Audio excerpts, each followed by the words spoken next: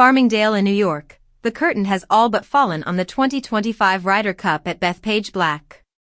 The Americans' hopes are on life support, their dreams of redemption swallowed by a relentless European storm.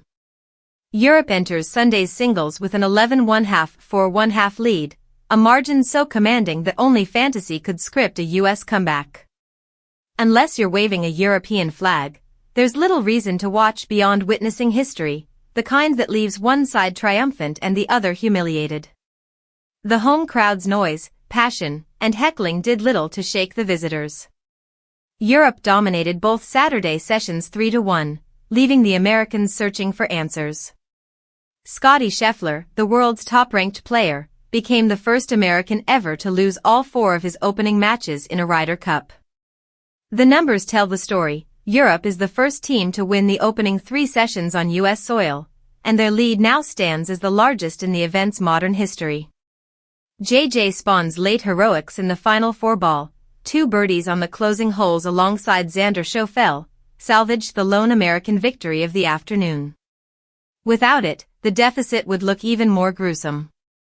"I know it's quite lopsided," Bryson DeChambeau said, trying to stay optimistic. "But it would make for a great comeback story. A story, perhaps, best left in the fiction aisle."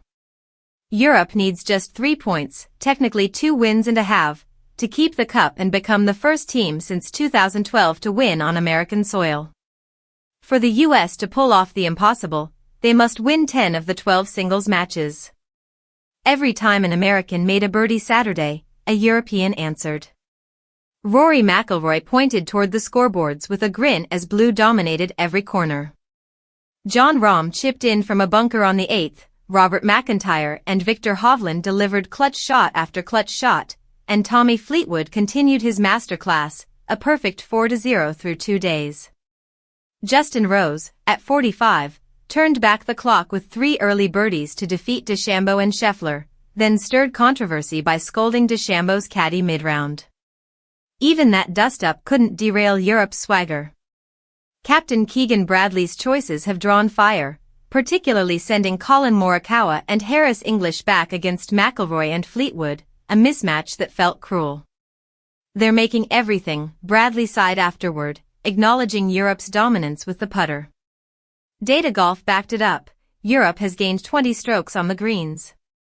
Bradley invoked Patriots' miracle comebacks, hoping for his own version of 28-3, but the reality is starker.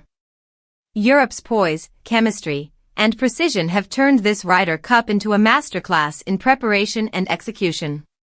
Even with Viktor Hovland nursing a neck injury, Tyrrell Hatton stepped in seamlessly, closing the final match alongside Matthew Fitzpatrick with pinpoint shots that sealed the point and likely the cup. By Sunday evening, the celebration will belong to Europe. For Team USA, the pain lingers, and the reckoning begins.